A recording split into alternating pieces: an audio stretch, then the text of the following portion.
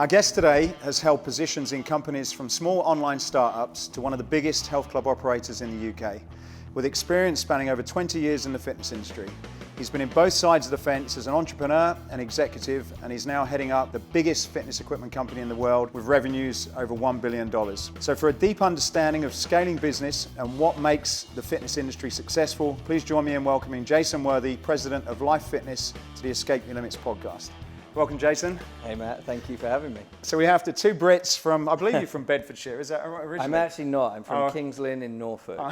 My accent is difficult to place. I went to university in Bedford. Okay. Yeah. So that's even worse. So we're both from sort of like, what do they call that part of England? Is it East Anglia, East Anglia, yeah. So we're both from East Anglia, and we have to come all the way out to San Diego to sit down and have in the Brit House. In the Brit House. In the Brit House. Yeah, that's very funny. Yeah. Kings Lynn.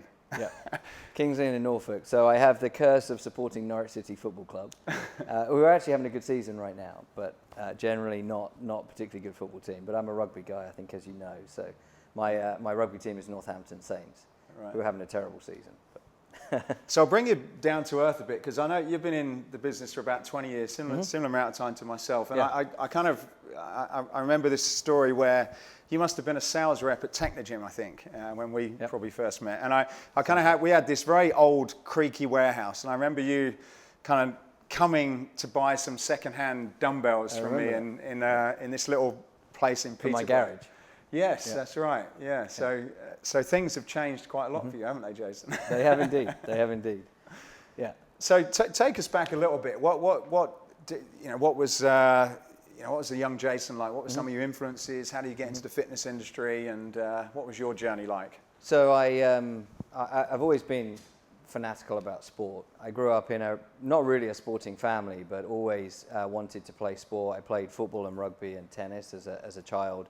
Started to play rugby more, and a little bit of football at university as well. But always sport was just a real big influence in my life. I don't really know why. When I talk to my parents now, they were never particularly active and didn't really push it on me. But it was just something that I loved from day one. Always, back in the day when we were younger, you could go out and play on the local playing field until 10 o'clock at night. It's a little bit different these days, but sport was a big influence for me. And I effectively just decided that I wanted to do a sports science degree. Actually, the funny story is I was going to be a dentist. Really? So that is actually a true story. So I was getting good grades at school, and my careers advisor said, "Hey, you should be a doctor." And I said, "There's no way I'm smart enough to be a doctor, but maybe I can do something else." And so I decided I wanted to be a dentist because I figured they work regular hours, and the money might be quite good. But then it's really like role reversal. So I have a lot to thank my father for. Because it was kind of role reversal. Normally, I think the story goes, the child is set up to do something like a dentistry or medical degree, and then, and because the parents want them to, and then the child rebels and doesn't want to do it anymore. And it was exactly the opposite with me. So I was on this pathway to be a dentist. I was accepted into Guy's and St Thomas's Hospital in London to be a dentist, having zero interest in that kind of profession, but doing it because, I'd been told that it would be a good option. And my father came to me a little bit nervously after I got my results and said, "I need to talk to you, son." He sat me down, and so it's really funny, role reversal. He said, "I don't think you should be a dentist." I said, What do you mean? I thought you'd want me to be." He said, "No, I just don't think it's for you." And I said, "Well, if I'm not a dentist, what will I be?" And he said, "Well, have you thought about a sports science degree?" And so, hey, that's a great idea. So I've got my father to thank for being in this industry. So all that time ago, he encouraged me to go and get a sports science degree, and I went to De Montfort University in Bedford, which is now the University of Bedfordshire. Got a sport and exercise science degree, and then not long after that, after finishing that degree, I moved down to London and became a fitness instructor and personal trainer. Working in LA Fitness for Fred Turok and Jeremy Taylor and David Turner. So that was my first foray into the fitness industry officially, although I'd been working as a fitness instructor at university as well. So were you, at a young age, were you quite driven? Yeah, I would say I was. I was a very determined character. In fact, a funny story, you talked about entrepreneurial instincts. I used to go down to the local golf club when I was a kid and get the golf balls out of the lake and sell them back to the golfers for I don't know, like 20 pence or 30 pence. So I think those entrepreneurial instincts were there early on in life. But yeah, I was always driven. I'm the youngest of 5 children. Right. So I think I probably felt like I had something to prove. So always, I mean, I was lucky that I was able to do well at school, but from an early age, I had kind of grand ambitions. When you say grand ambitions, what was your? Well, I think that I just had I knew I had a desire to do something. I didn't really know what, and so I always wanted to work hard and achieve. And so within sport, I wanted to make sure that I was achieving great things and working hard. And rugby was one of my sports growing up, and I was, as you know, I'm pretty short, so I was I knew I needed to get stronger and bigger, and so I started training, and so I always put in the extra effort around activity and exercise as well. Who was your sort of young? Did you have an older brother that was successful that inspired you, or was it your father, or what kind of drove you to want to be successful in it? So that's a great question. So I think I have a lot to thank my parents for. So my parents were really hardworking people. I just always saw them working long hours, never really having much money, but never giving up, always being happy, and supporting a big family. And so they inspired me. I think they ingrained a work ethic in me at a young age. And I actually have a cousin here in the US, my mum's cousin, so he's a second cousin for me, who was a New York Transit policeman who I used to stay with a lot. We used to come and stay as a family in the US in the summers. And he inspired me as well. His name's Ian. He's just a fantastic character. He was a New York Transit policeman. He would go out to work overnight and then come back and run a landscape gardening business in the day. And he just, you hear about people say embrace the hustle. He exemplified that kind of approach. He was just a hardworking guy. Always found time to work out. Always found time for his kids. Found time for his wife, and then found time to have these two jobs, and so a combination of him and my parents, I think, were the ones that really inspired me to say, hey, you get one shot, work hard and be nice to people and keep pushing hard and keep testing yourself. So there's obviously two directions, and you talked about the entrepreneurial side, and you've, I guess, in the truest form, you're in the corporate world now. I am. Did you ever remember a moment where you had to decide, am I going to be Jason the entrepreneur, or am I going to be in that corporate world? And how do you think about those two sides of things? Well, it got decided for me because I tried to be an entrepreneur and it didn't work out. So when you say what didn't? No, in all seriousness, I've had a couple of instances where I would say I was operating as an entrepreneur. One was feelfit.com, which was something that I did with Steve Barrett, actually, one of your own guys, and Stevie Craig and a few others. And that was a really interesting process for me. It was something that got me really excited. I had this entrepreneurial itch that I wanted to scratch right about the time that we were having our second child. So my wife was not entirely happy about the desire to leave kind of corporate and go in and do, but she supported me, as she always has done. And that one is a really interesting story. As that one came to a close, you could say we weren't successful with that business. The brand doesn't exist anymore, and the technology really is not really utilized. So I would say you could define that as an unsuccessful startup.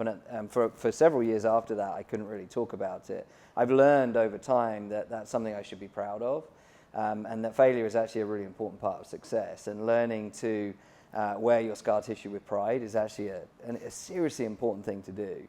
As a leader in a business, for me to show people around me that it's okay to try and be brave and not be embarrassed when things don't go wrong. But I probably learned more in those 2 years than I learned in the 10 years before that.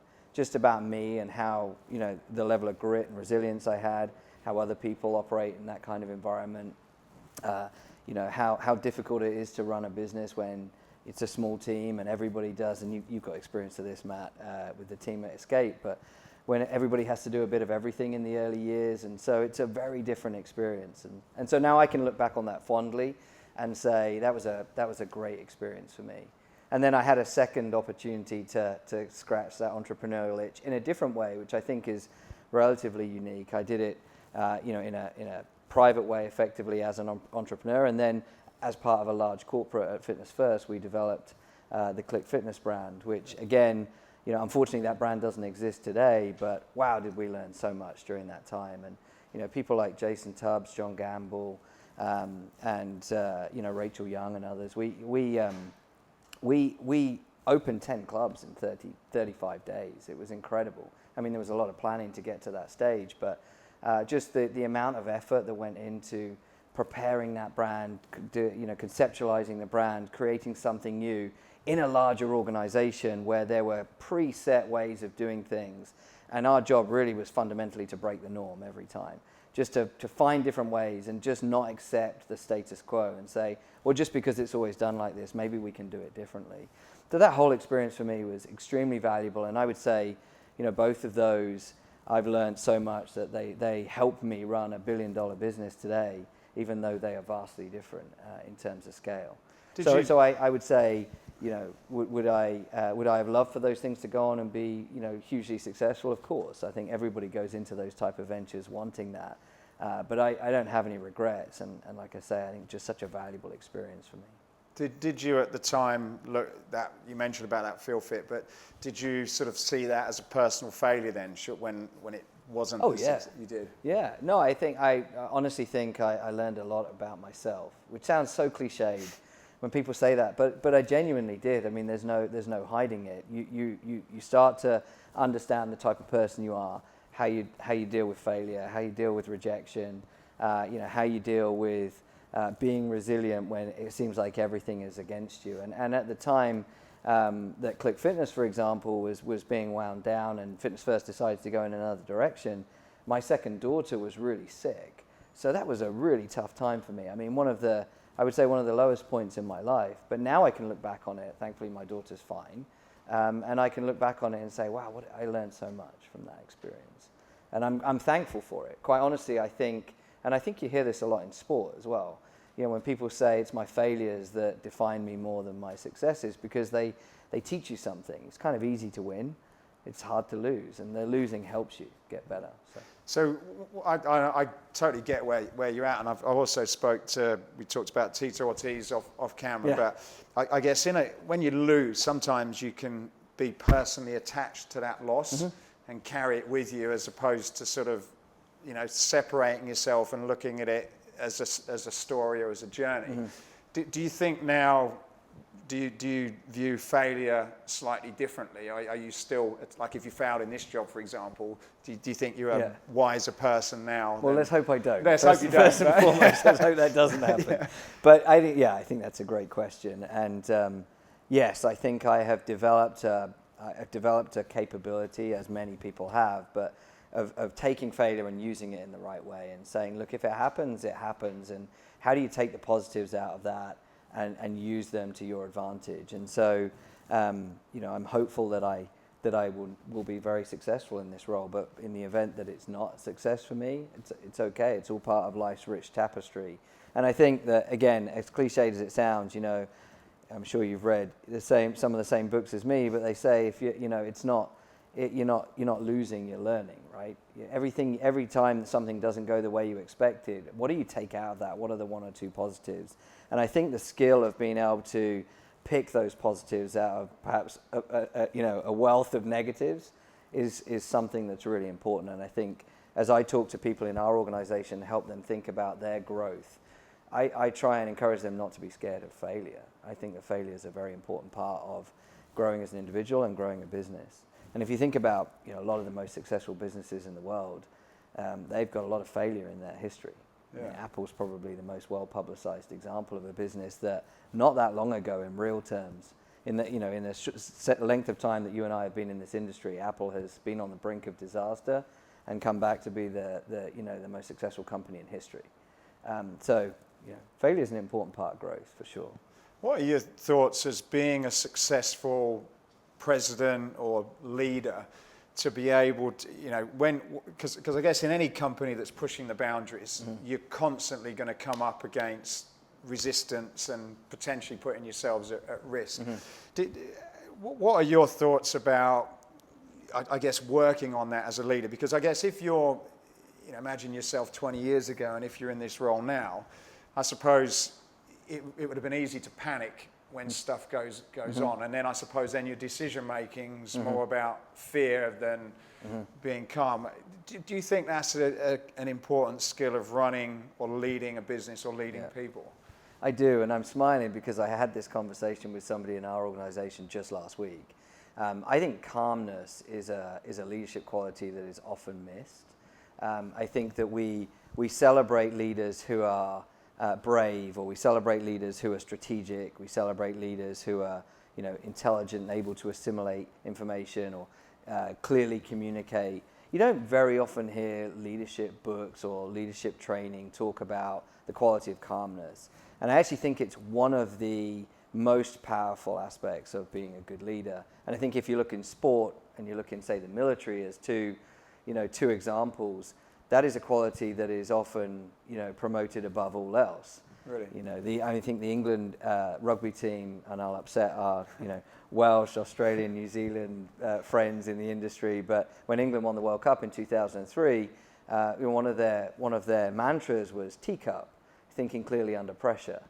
So when you're under pressure in that moment, it's being able to make a decision and trust yourself, and trust that when I make that decision, even if it goes wrong, you're not going to give me a hard time as my teammate, because you're going to recognize I was trying to do the right thing. I think that's a skill you need in business as well. And the military is the same. I have lots of friends in the military, and I've listened to several celebrated authors who talk about military, and they'll say things like, take a breath, look around, make a decision, right? And you've heard people say when the bullets start flying, all the plans go out the window, you just dive for cover, right? Well, it's a little bit like that in business. And I'm sure, Matt, you've been doing this for so long. Escape business is a wonderful business, and you've had your ups and downs like every business.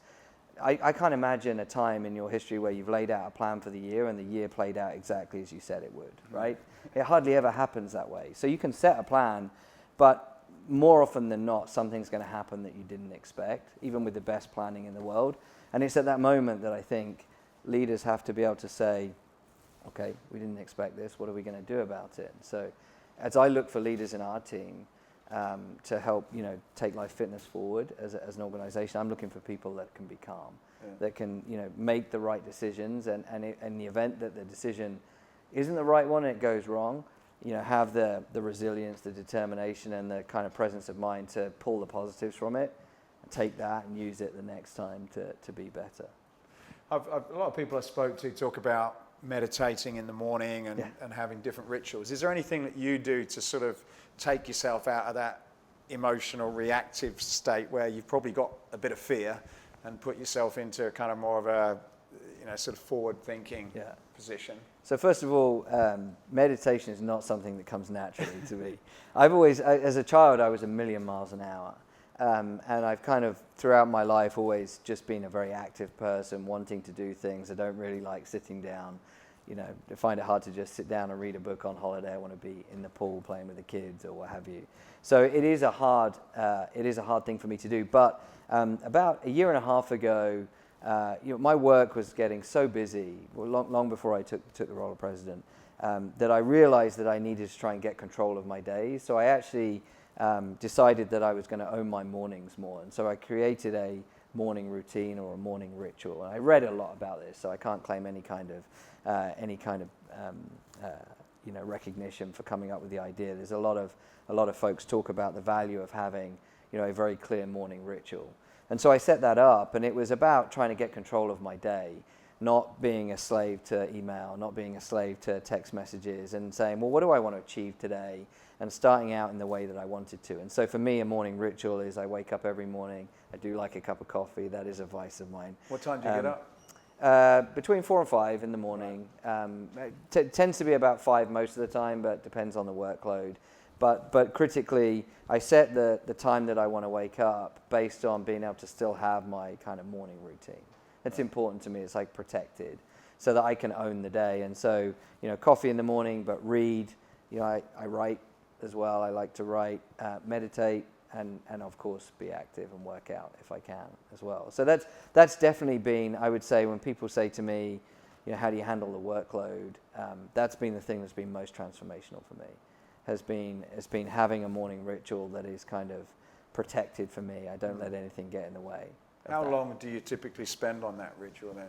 I would say up to an hour. Right. Yeah, up to an hour, and I do it on the weekends as well. Really? Yeah. So I like my time in the morning before the family wake up to, read a book and, think things through and get some perspective. And the meditating is the piece that's hardest for me. Yeah. But that's a skill that's learned over time like anything. I mean, people like you and I and others in the industry have been working out for decades, but meditating I've been doing, for a fraction of that time. So it's something that I know I just need to keep practicing and keep getting better at. But again, maybe 2-3 years ago, I probably would have thought about meditating as, something that other people do and I don't need to do.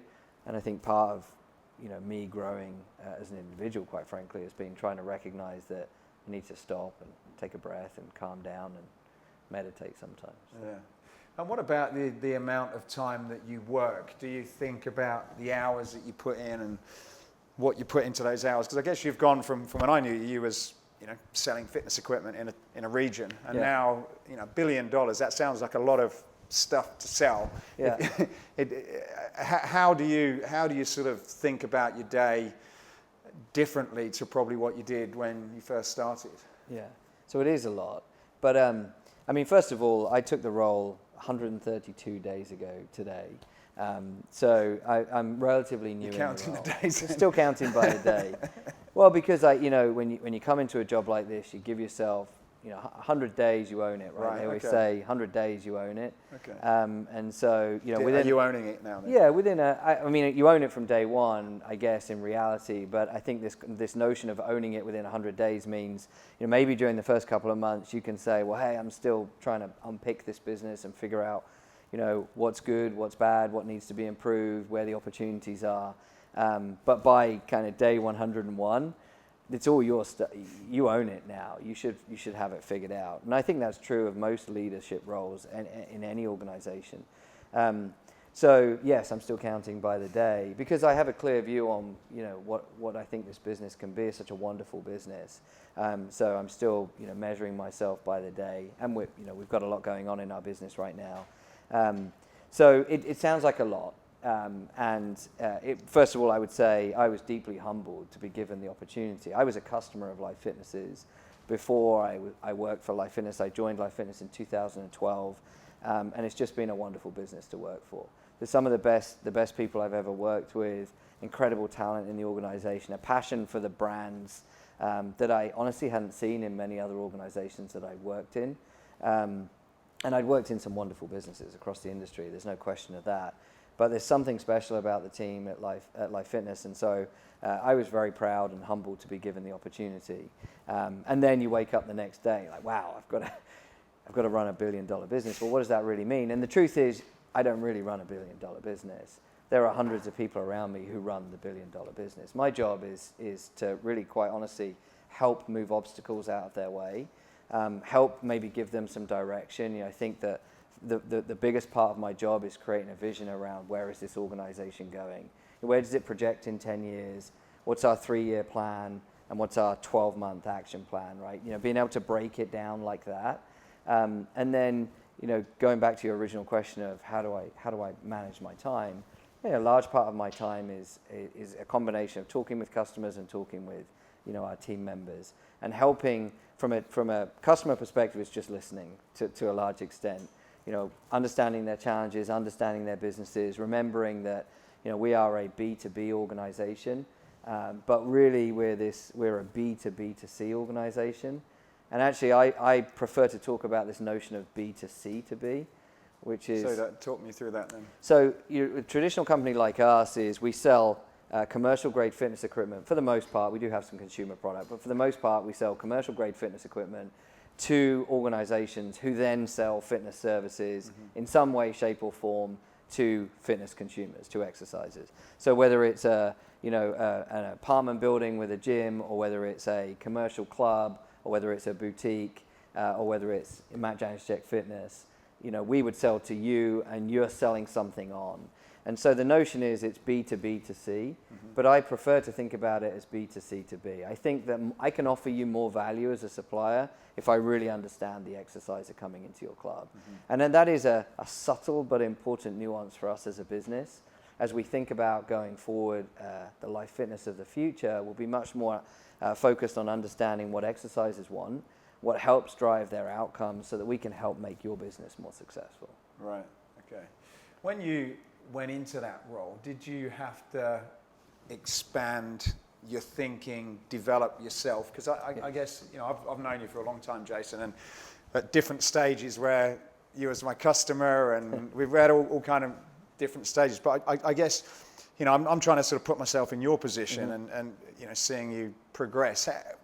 How did you deal with that sort of, change of, I guess mental change, and was there things that you actually went out and said, like, I need to learn this or to grow myself to be able to do certain things? I'm an avid reader, so part of my morning routine is to read every morning.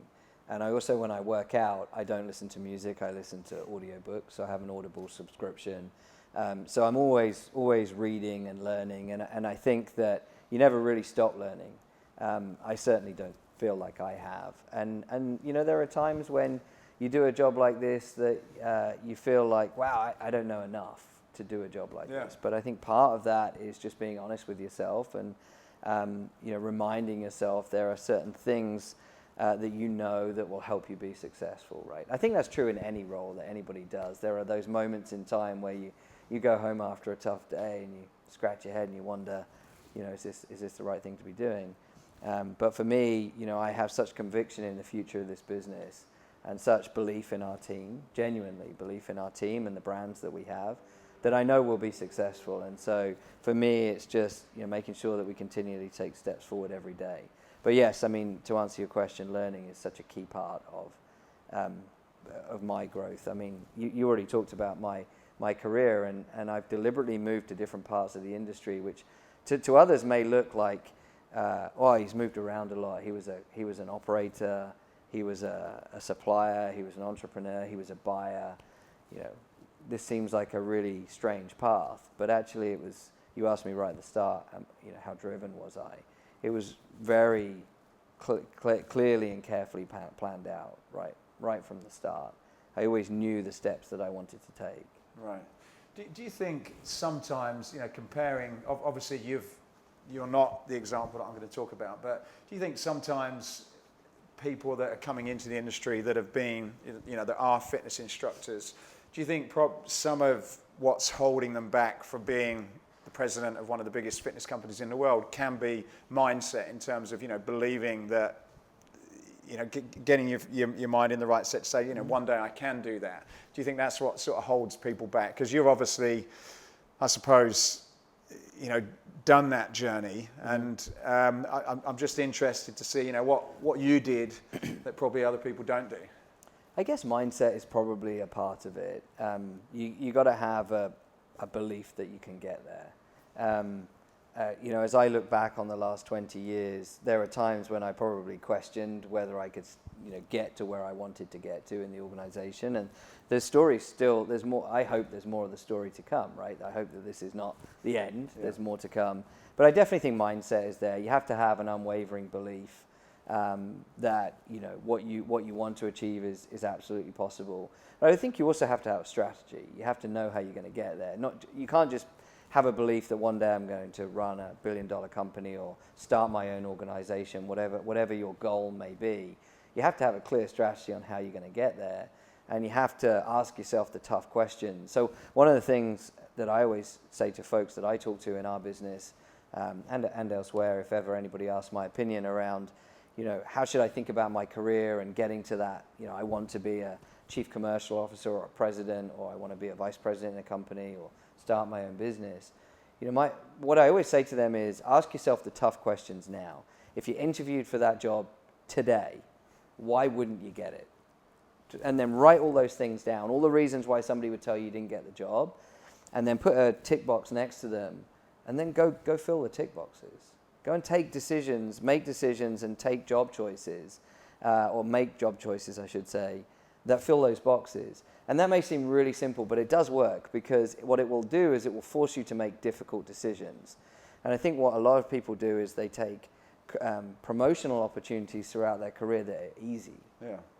It's kind of easy. If you're in sales and you get the opportunity to be a sales director, great. Then you get the opportunity to be a VP of sales, great. There's a natural pathway there. But what do you want to do? If you want to ultimately end up as just a functional sales leader and that's what you want, great, that is absolutely the right path and all power to you. But if you have something else as your end state ambition, then figure out what are the boxes that you haven't ticked and go and get them. So for me, quite honestly, when I was selling fitness equipment before I went to Fitness First, I was selling in the UK, I was a military sales account manager. And it would have been easy for me to continue to work my way up sales, and I did. I took a head of sales opportunity, and then it would have been easy for me to keep going, and I realized that I wasn't going to tick the boxes I want to. So then, John Gamble came to me and asked me, do I want to go and be fitness equipment procurement manager at Fitness First? And I looked on the list. Yeah, that works. I don't have any equipment procurement experience, but I'll give it a go. And he trusted me, and he gave me an opportunity, and it was a great next step for me. And then, so always making sure that I took those opportunities that were not necessarily always the obvious ones or the easy ones, but the ones that helped me keep stepping towards the end goal. So I think it's probably a combination of mindset and having a clear view on how you get there. How long ago did you sort of have in your sights that one day you'd be the president of Life Fitness, or was that kind of by accident?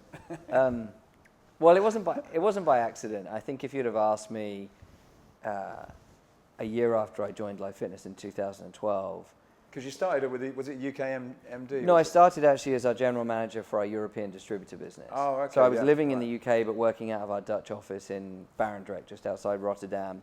And I essentially was responsible for all of the markets where we don't have a direct entity.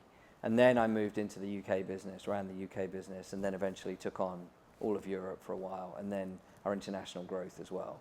And so I guess the answer to the question is, if you'd have asked me, say 2013, about a year after I'd been with Life Fitness, where do you think this goes?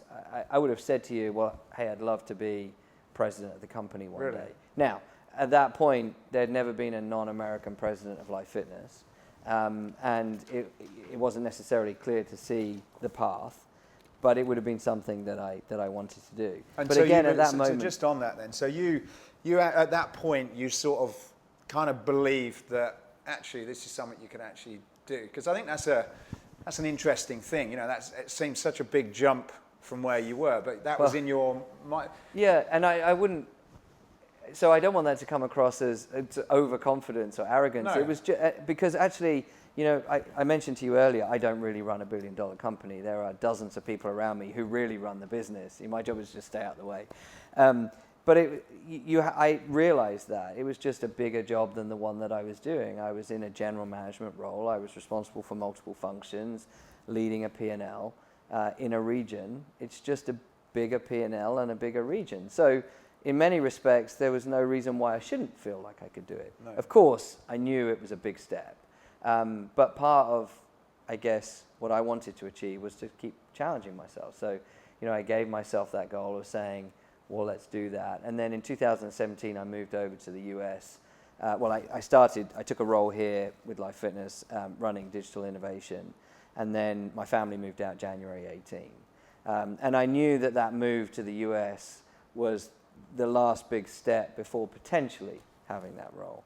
But of course, the further up an organization you go, the less opportunities there are to take the next step. So, honestly, Matt, I was surprised and delighted to be asked. I couldn't be more proud to do the job. It's such a wonderful opportunity, and I don't take it lightly. I mean, it's a big responsibility I have. This is a wonderful business. Going back to Orgi Nieto and the foundation of the company, it's just such a wonderful brand, such a wonderful story. And I meet people every day, customers and employees, who they bleed Life Fitness. They love the brand. So I feel the weight of that responsibility in terms of the job that I do. Yeah. For sure. I think that's an interesting point. And again, talking to lots of people on the podcast, again, athletes, business people, whatever, I think, and I don't know what your thoughts are on this, but certainly when you talk to people, the ones that have done exceptional things, and I think what you've done is exceptional just because I know you, I know where you come from,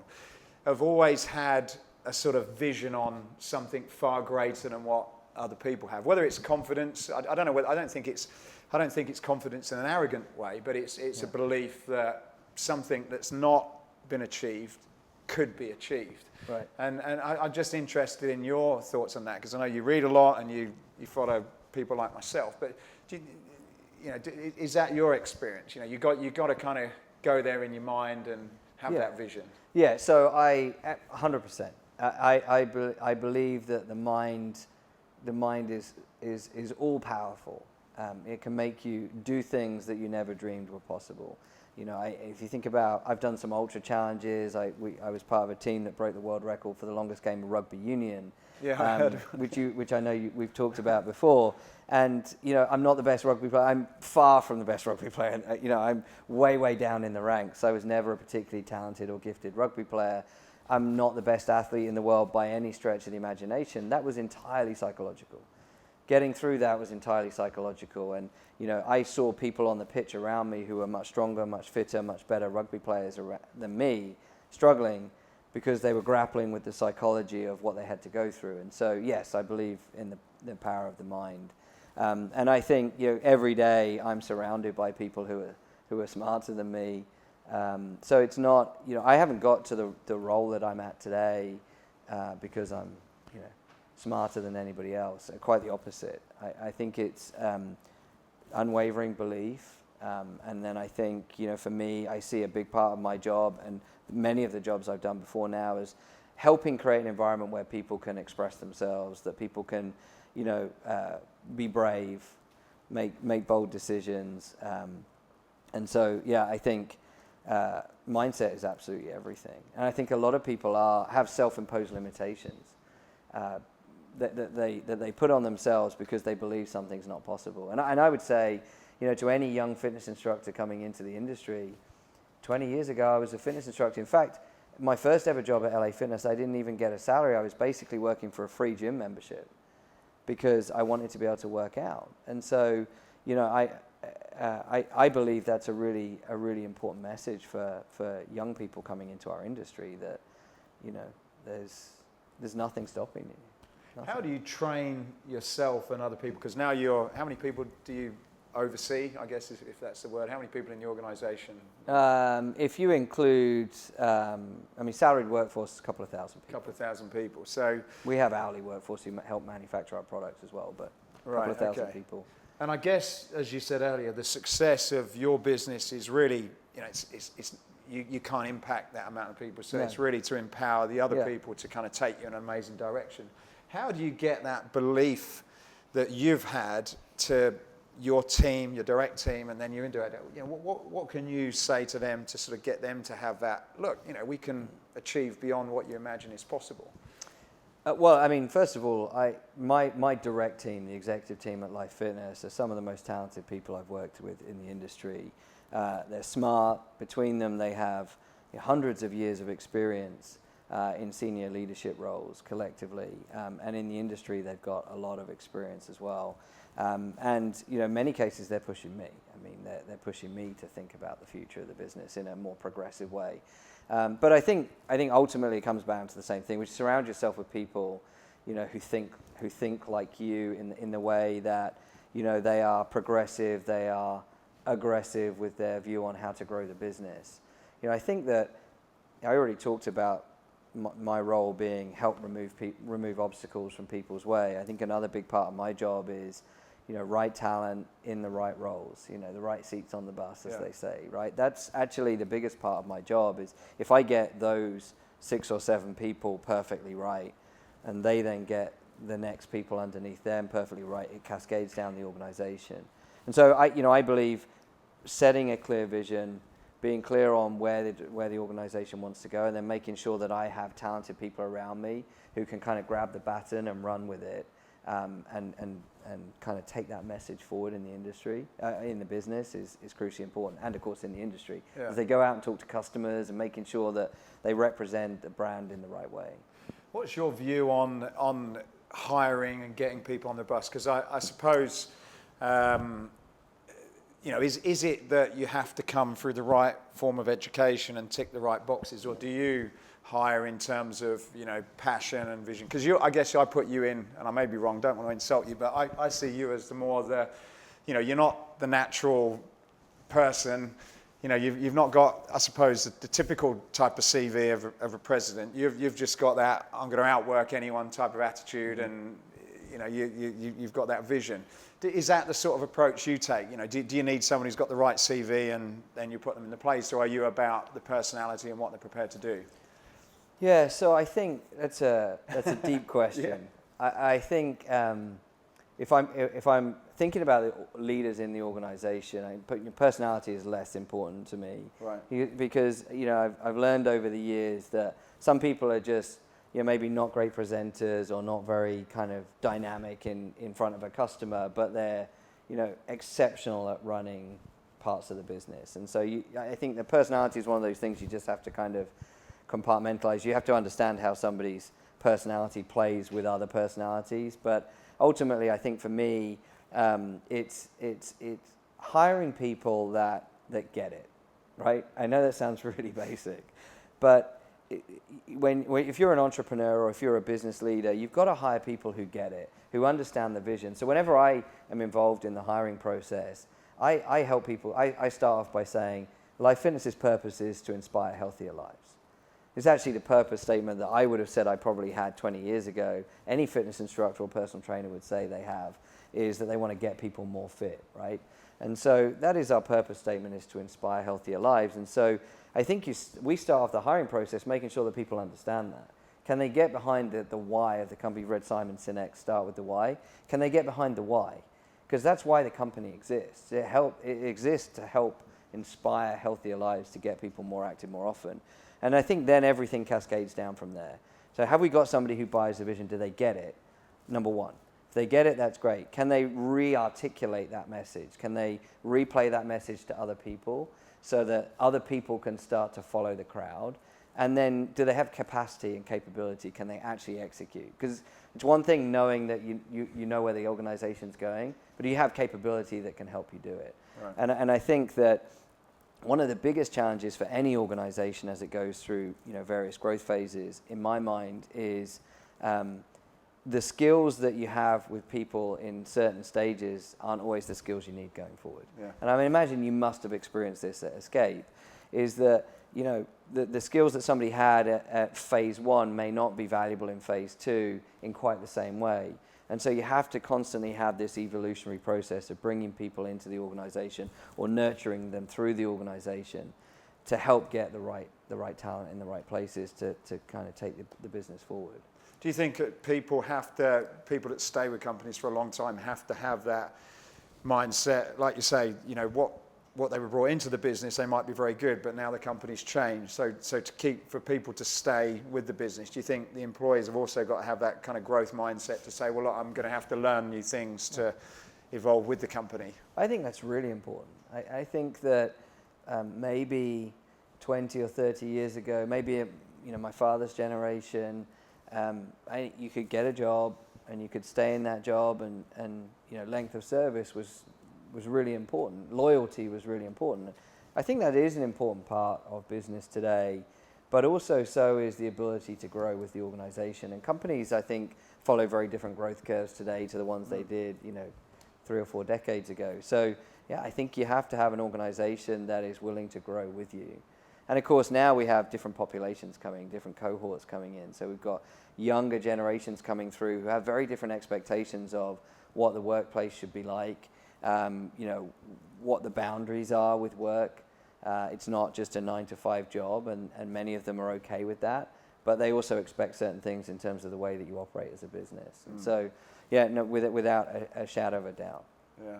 You mentioned about the people you surround yourself with, and again, a lot of people I've interviewed always talk about that. Is you're a direct reflection of the 5 people you spend your most time with. In a business, how do you kind of get the balance of having just sort of yes men, or people that are going to challenge you but also still get sort of where you're going, that they're a positive influence you, but they're not necessarily going to say, yes, Jason, I agree with that. How do you build that type of team? Yeah, I mean, that's the million or billion dollar question, right? It's finding the right balance. You want to have team players. I look to try and build teams where there's real cohesiveness, and I have always been prepared to make the tough decisions on leadership changes when I see that there's an exception. There's somebody who's breaking the dynamic. So we've talked a lot about rugby. I can't get through any kind of interview, by the way, without talking about rugby.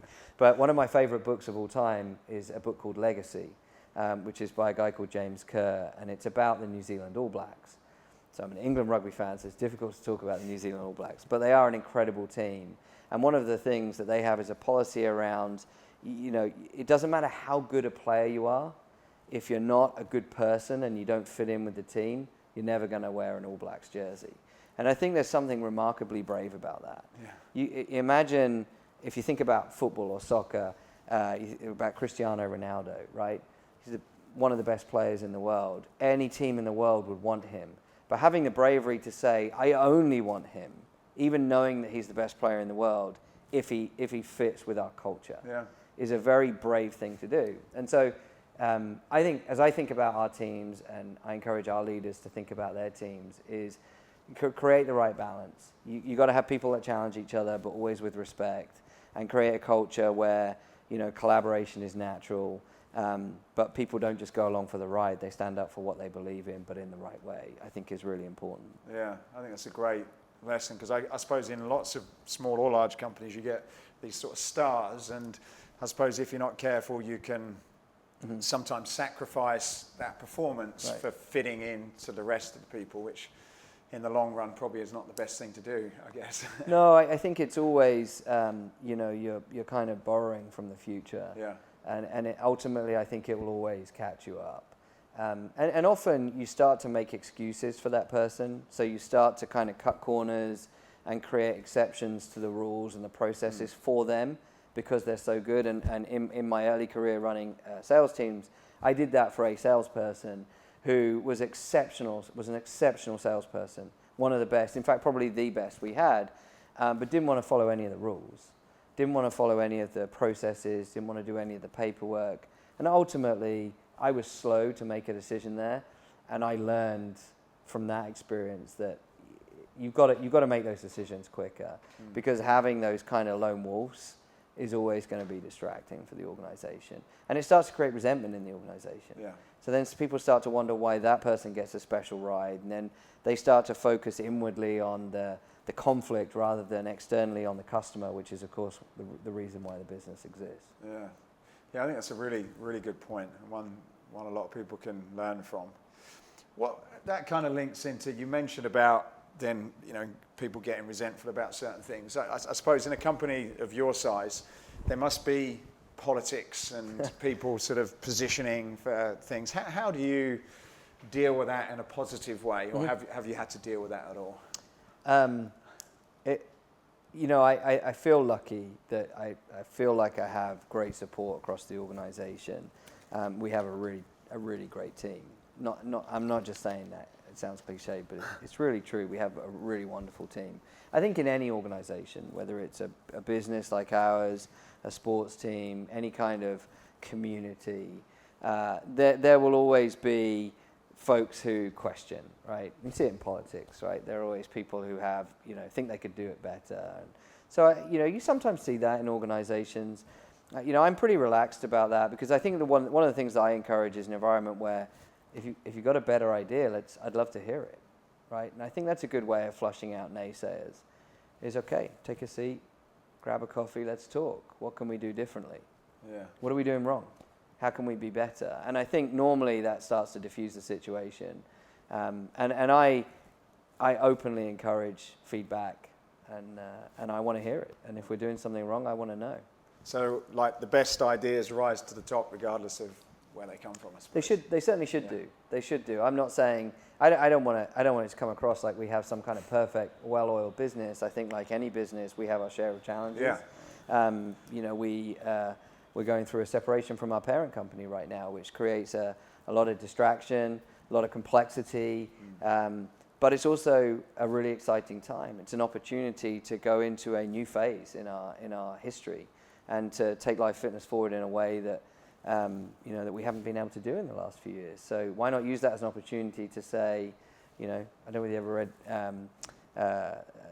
the book, the name escapes me, but it talks about kill a stupid rule.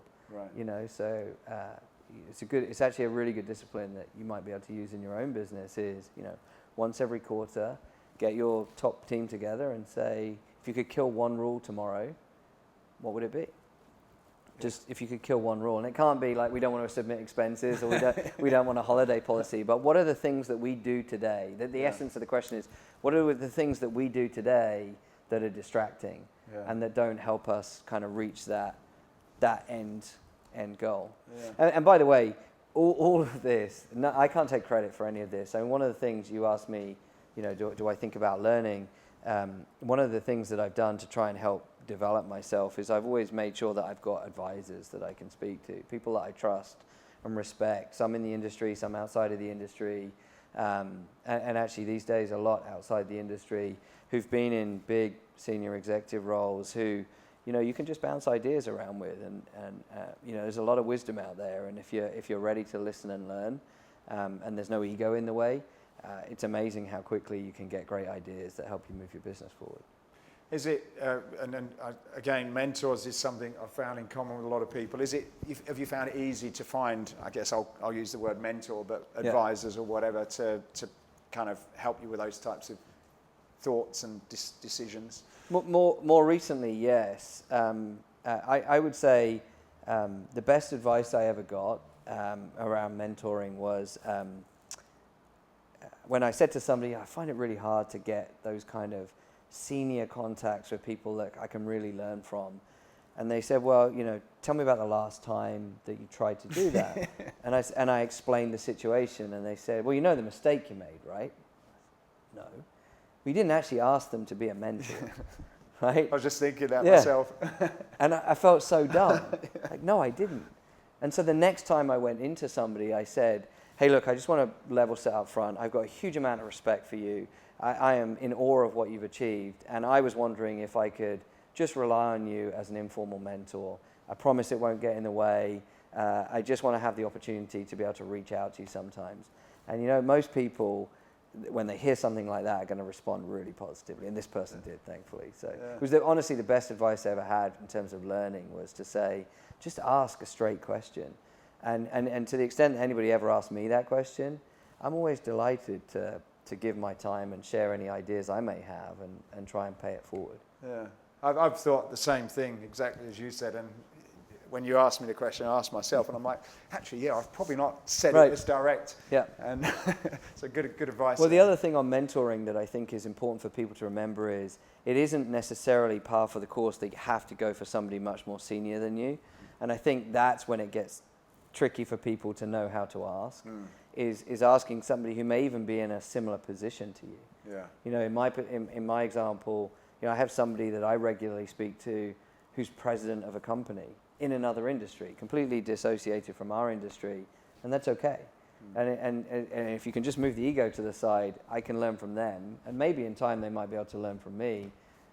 So I think it's knowing that it doesn't always have to be some very senior person who's got 40 years of experience. It could be somebody, in the same level as you, and it may even be somebody newer. It could be an entrepreneur who's just come through, who's 25 but got a ton of great ideas and energy, and you can learn from them as well. Yeah, sometimes it's just stepping out of that situation for a moment that you're in, wood for the trees type of thing, and just looking at it in a different way, I guess. Yeah. So let's talk about, change gears slightly, talk about the industry. So what the industry's changed a lot in the last 20 years. How would you describe what's happening now, and is it positive? Is it negative? Because I suppose a lot of the traditional clubs that you started working with are no longer around, and my guess in your business that's changed the type of product that you're supplying to the market and the opportunities. How would you assess where we are today? First of all, I think we're at a really exciting kind of inflection point in the industry. Definitely a few years of bifurcation in the market, kind of boutiques and premium and budget, however you want to refer to them. Some people don't like the phrase HVLP, but I know that's a phrase that's high value, low price that's out there. But however you like to refer to it, at the risk of offending people, I'll just say, the kind of the lower cost operators who operate at a lower price point and build their service proposition around that, and then the premium clubs that tend to be more for kind of full suite of services. That you've seen that bifurcation in the market. To your point, some of the brands that have been in the middle have found it difficult. one of my former employers is a good example. And so I think that has created challenges. Number one, I think that mid-market is still an opportunity. And I think, consider any other industry, hospitality is a great example.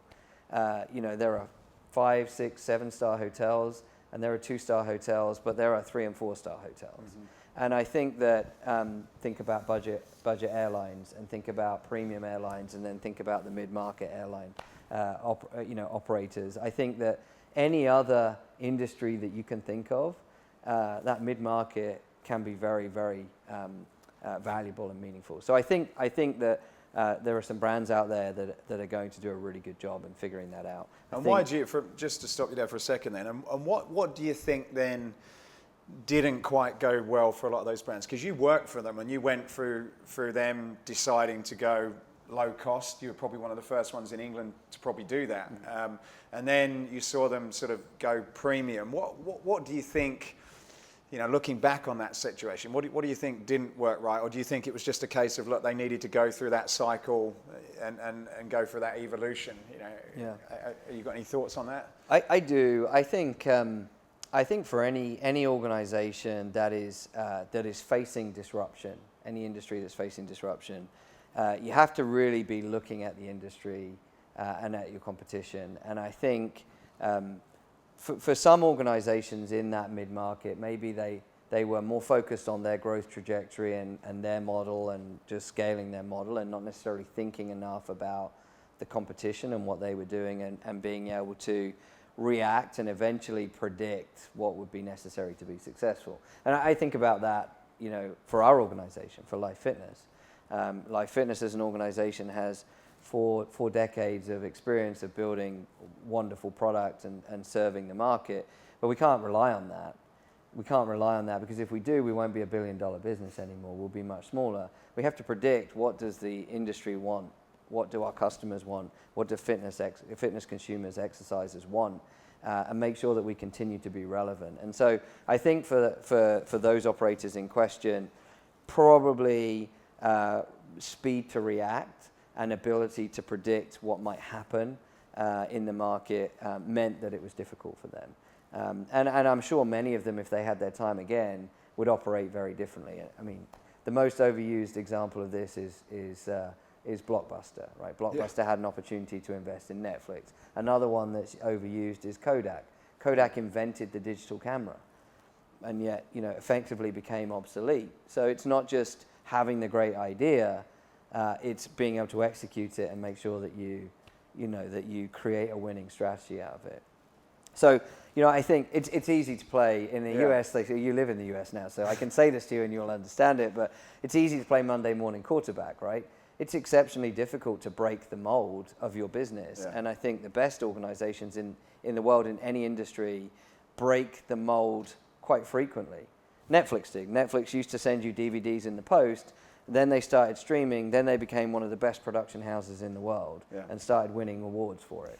That's not a natural thing for organizations to do. Normally what organizations do is they define a formula and then they stick to it. And it's almost, whatever you do, don't mess with the formula. You can do anything you want in this business, but do not mess with the formula. And that's, I think, a dangerous way to think, because it assumes that everything else stays equal, right? It assumes that the industry doesn't move on, your competitors don't figure out your formula and figure out a better one, and so you have to evolve. And so, coming full circle to your original question around what do I think of the industry, I think it's a really exciting time. I think we're seeing an influx of brands that are driving innovation and driving change. We're seeing some long-standing brands in the industry that are kind of taking the challenge, seeing the gauntlet throw down, and evolving their value proposition. And all of that driven by secular trends in the fitness industry that, quite honestly, are really exciting.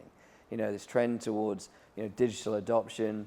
You see fitness consumers coming through in larger numbers than ever before. Generally more interest in engaging and entertaining fitness experiences, and I see more money than ever coming in from private equity and other financial sponsors that's driving investment in the space. And so I couldn't be more excited. I could not be more excited. I think this will be remembered, this kind of next 5 to 10 year period, will be remembered as a defining moment in our industry, without a shadow of a doubt. Because, I mean, we've both been involved in the industry for a long time, and we've kind of a little bit plateaued in terms of adoption, in terms of penetration of population, right? We've got about the same amount of people all the time. We've got wonderful organizations around the world like UK Active, trying to drive more people more active more often, doing a great job. But it's a hard fight. And I think digital, engaging exerciser experiences, really focusing on customer outcomes. I think we're going to create a groundswell where consumers are going to realize that health and fitness are a really important part of their overall lifestyle.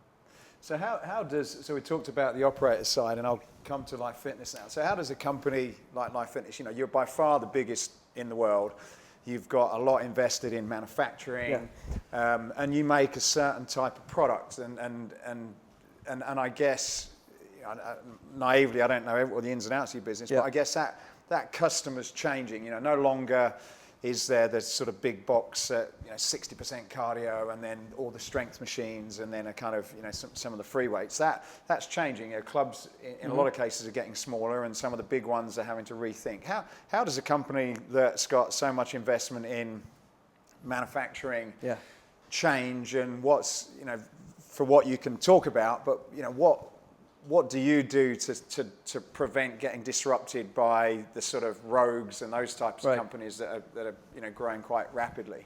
Yeah, and so I think that's a great question. I think first and foremost, it's about making sure that we have our finger on the pulse of market trends.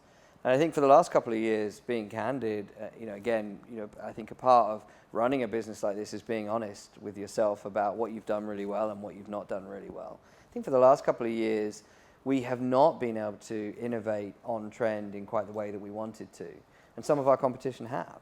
And they've been able to deliver growth as a result of innovating in areas of the market that are growing, similar to as you just described. So going forward, we're spending a lot of time making sure that we innovate in spaces that our customers want product and want solutions so that they can be successful. I mean, that's kind of ground zero, making sure that you are relevant in the market. You can't just, like I said earlier, if my approach here was just to rely on the fact that we're $1 billion product business, we would be extinct. We would in relatively short order, because I think part of being a successful market leader going forward is making sure that we maintain relevancy. And so that's making sure that we create intelligent products, so not just making great products that are durable and some of the best in the market. And you can go into an Air Force base, somewhere in Canada and find an Integrity treadmill that's been running for 12 years and still working even though it hasn't been serviced for 3. We're immensely proud of that robust quality, durability, that heritage we have is really important. But we've got to make sure that it's, going forward, it's a relevant product for the future. And so, I talk a lot with our team, and our team are really focused on making intelligent products. So you've heard of Internet of Things. We have the Internet of Fitness, as we talk about. And the Internet of Fitness is really our belief that the products we make should be intelligent, ultimately, and should help operators make smarter business decisions and be able to use data to drive their business. And that's their data, not our data. That's their ability to really understand, how is this asset, this investment helping me run my business and drive my model forward. And for the exerciser, it's about getting the best possible experience they can have and having the exercise experience that they want, getting the outcomes that they want as well. So I think for a business like Life Fitness, it's all about staying relevant. It's all about innovating and investing on trend. We have to continue to focus on making ourselves easier to do business with. And then, I think that cooperation is an interesting word. Have you read the Satya Nadella book, Hit Refresh? So Satya Nadella is Hit Refresh. Hit Refresh. He's the CEO of Microsoft. So a really wonderful book. And he talked about taking this multi-billion-dollar business in Microsoft and really hitting refresh and trying to think differently about the way that they go to market. And I think this element of cooperation is interesting. It's a notion that he talks about where, we can be a competitor and a partner at the same time. And I think that's really interesting. It's not natural for people to think that way, and it relies on both parties approaching it in the same way. But I think, we have at Life Fitness historically an open approach And I want that to be more open than ever before. And so, I think part of winning in this space is making sure that our customers can partner with whoever they need to. And Life Fitness, I hope, are one of those people. So that's a really important notion that I think will become more important in this industry going forward. So, and particularly in digital, right, is that ability for us to partner with multiple technology companies to give the best possible experience. And I have no doubt you see it yourself in your friends, family, people you work with. Some have Fitbit, some have Apple Watches, some have Samsung Gear Watch, some don't like using technology at all. Some use their phone, and everything in between, right? And so how do you, MyZone's another great example, wonderful brand in our industry doing a really great job. How do you make sure that, how do you pick the winning horse in those races? Yeah. I mean, okay, Apple is probably a pretty safe bet, but even Apple is divisive. You only need to spend time with somebody who loves Android to know how much they hate Apple, right? So it's kind of recognizing that it's hard to see one technology winner, even with the biggest, the most successful company in history playing in the space. It's still hard to see one winner, as good as Apple are, and we have a great partnership with them. So we have to think about this open philosophy of creating an ecosystem of integrations that give consumers the best possible experience that they can have. And so that's why I think about Life Fitness as a platform that is at the nexus of getting exercises connected with great fitness experiences. Yeah. And what's your thoughts about how much I'm not taking away the importance of listening and hearing what customers want, but I suppose I can't remember the famous quote from Ford or even Apple, it's like, well, a lot of cases, customers don't know what they want. Otherwise, I think, in the Ford, it's like they'd have, I can't remember his motorized horses or something, right, is the quote. But what's your approach on sort of imagining things that people are probably not aware they don't know is a problem, as opposed to kind of, working cooperatively with your customers and trying to find answers to their problems? So I think that's a really important question for an organization like us, because you always want to tread the right line. You never want to come across as arrogant, as telling your customers how they must do business. And equally, you don't want to be so subservient that you don't add value. So you think about what we talked about with my team. I want to have people around me that challenge me, right? I don't want people who just say, okay, yes, we'll do it because you said so, because that's a recipe for disaster. I don't think I was a buyer. I didn't want suppliers just saying yes to me. I want them being provocative and thinking differently. So we encourage our sales teams to be provocative. It's the easiest thing in the world to do for you to give me that bit of paper with a list of product on and me to give you a price for that product and rush to close, because I really want you to give me the order, right? My quota says I need that order and I'm going to earn commission and I want to have that holiday next month. But it's not the right thing to do. The right thing to do is say, Mac, just help me understand why you've picked this list of equipment. What's the value proposition that you're trying to create? Who are you going to compete with in the area? How many clubs have you got within a 10-mile drive time? How will this differentiate you? Because I really want your club to be successful. I want it to be so successful you're going to open another one. And then hopefully you'll choose Life Fitness as your partner in that second one because we added value.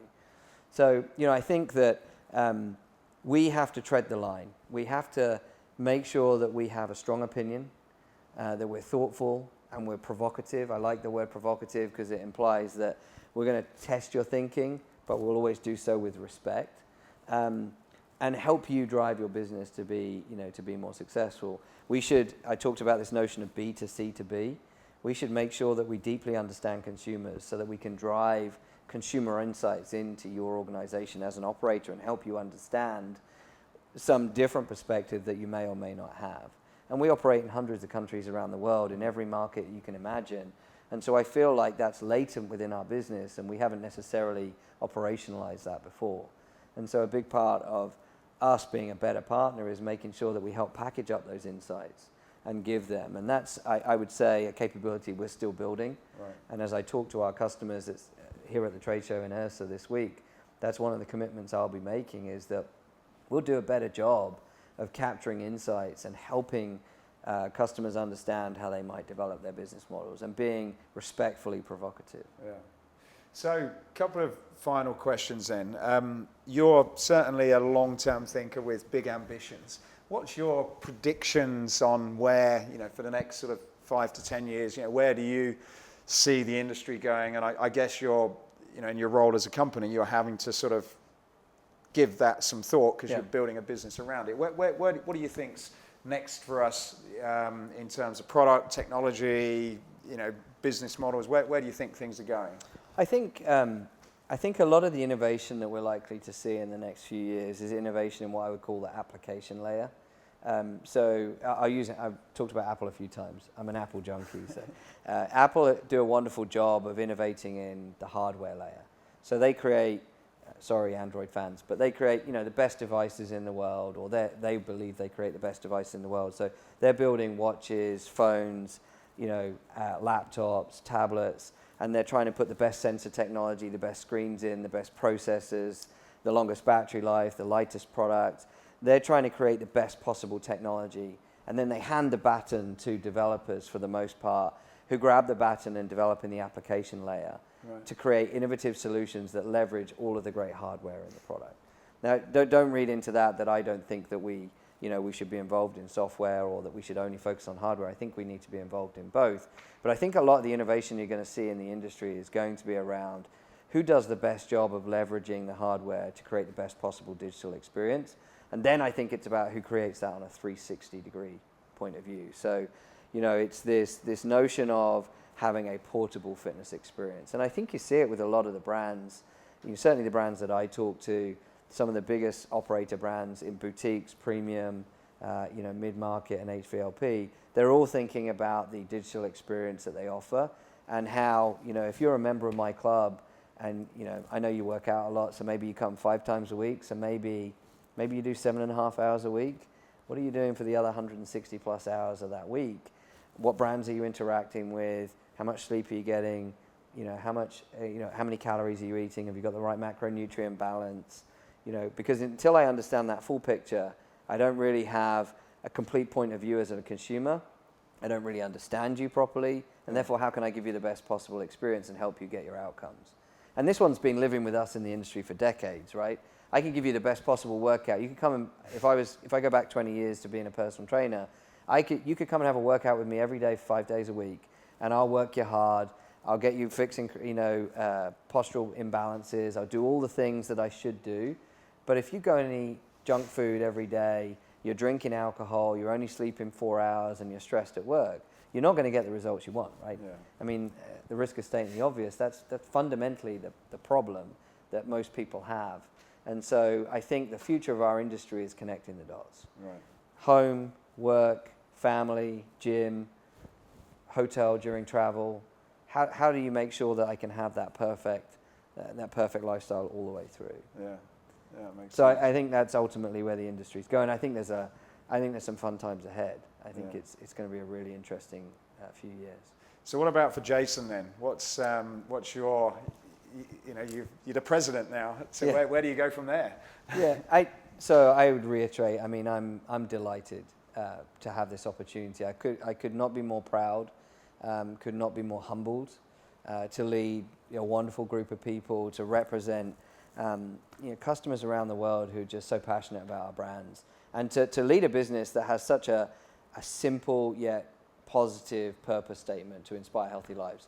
So I think for me, I've talked a lot about always having a long-term vision. For me right now, I'm enjoying the moment. Yeah. I got the opportunity to lead what I believe to be one of the best brands in the industry, and take it through its next evolution. I'm super excited to do that. Making sure that I have the right balance. So one of the jokes I said with a friend of mine recently is I've always worked out, always been active, and then the last year, because work has been so intense, I was working out less, and it kind of hit me as I took this role that there's something fundamentally disconnected about that, right? In my morning routine, sat there contemplating, where are we at? What am I doing? What's going well? What's not? It's like, how can I lead a business if I don't eat my own dog food, right? I want to inspire healthy life. That doesn't mean I have to be in, six-pack abs and perfect shape, but do I live the mission?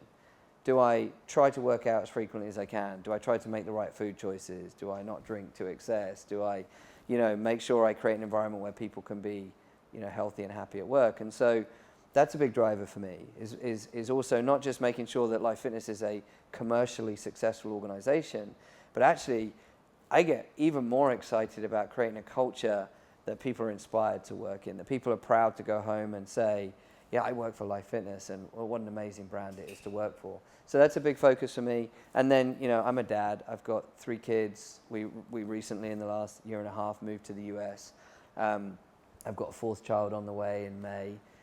So I'm going to be a dad of 4, and just supporting my family and making sure that I don't get so busy with work that I lose those special moments. My eldest is coming up on 13. My youngest is going to be born in May. So I had the realization a couple of months ago that I'm going to have a teenager and a newborn in the house at the same time.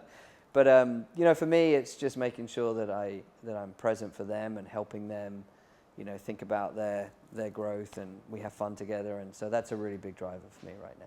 You mentioned so who knows where it will go. Yeah, you mentioned the word presence, and I know, I've had this conversation on the phone before, but do you think sometimes with driven people, you can get so focused on what's the next goal and you miss just that experience of where you are because you're sort of not, you're not fully living the moment? I know from my perspective, moving to the US, sometimes it's like, okay, well, where do I want to be next? Where do I want to be next? Instead of, as difficult as it can be, not just kind of taking that step and saying, actually, I'm just going to enjoy the bumps in the road. Yeah. What's your thoughts on that? Yeah, that's the eternal battle, right? I think when you do a job you love, you're working for an organization you're passionate about, whether it's the organization you built or one that you work for, you're employed by. I think it's easy to get kind of in the moment and just focused on the next thing. And for me, it ultimately comes down to my wife, Georgina, George. George is, I'm blessed to have an incredible wife. She is the best support person I could possibly have. She's my partner. She's on my shoulder all the time. I could not do any of the work I do, quite frankly, without her. I love being a father. I wanted to be a dad, and she runs the family, but she does a really good job of holding me to account as well. So I think that honesty in our relationship is important. So she has, at times, sat me down and said, hey, and I'm sure you've had the same thing. It's like, okay, have you got the balance right here? Remember your daughters need you. And so she's done a great job of that. And thankfully I've had the presence of mind to listen to her. Yeah. She's very smart. So I'm blessed to have her. And then I think, just making sure that I've always tried to make sure, in my early years, you talked about kind of grit, resilience, just kind of head down and working hard. And, I definitely work crazy hours, and I still work long hours, but I do try and make sure that I work smart as much as I can. It's not just about the volume of work, it's about the quality of work. And so, being really purposeful on what are the material things that are in my control, so control the controllables. What are the material things that are in my control and that will move the needle for the business? So thinking about that end goal that I have for the organization, the near-term plan that we have to execute, my job is to kind of filter out the noise, and what are the 3 or 4 things that I should really focus my time on, and they should have the majority of my time. And then so that comes down to real discipline about, and it's difficult when you've got an organization of several thousand people and a customer network of hundreds of thousands of clubs around the world, is not being democratic with your time. Because as much as I would love to, and I love having those meetings and spending time with lots of people, that's not my job. My job is to grow this organization and make sure that it's the best possible organization to serve our customers. Yeah. So you have to be kind of brave and thoughtful with the decisions, which isn't always easy. Yeah, brave's definitely the word on that, because I guess it's easy to get sucked into things that are probably good, but not the right thing for the business at the moment. Well, and then that comes full circle to trust as well. So, it's brave that you don't make those decisions, but then also trusting the people around you to handle your customers and be good stewards and good ambassadors of the company. So, like I said earlier, I'm blessed that I've got some great people in the team who do a wonderful job of running this business. Yeah. So final question then, Jason. Escape Your Limits is about escaping what you or other people have said is impossible and gone on to make it possible. We've talked through quite a few of those now, but if there was one recent memorable example of escaping your limits, what would that be? You know, I think just mindset in general. So I'm not a gifted runner, and I recently ran an ultra marathon with a friend, which I'd always said on the bucket list I'd love to do, and I foolishly made the commitment that I would run one with him. How many and signed miles up is that? It was 80 kilometers. Right. Wow. And I had every intention of training for it, and I'm quite disciplined when it comes to something like that. So if I sign up to something, I want to put my best foot forward. I don't like losing. So I had this plan in mind. I'd drawn out this fantastic kind of build up to get myself ready, periodized kind of program to get myself ready. And of course, the world changed quite a lot for me. And this was in October. I took the role November the 1st. And so the event was mid-October. And so things were pretty busy leading up to the end of last year anyway. And so my training went out the window.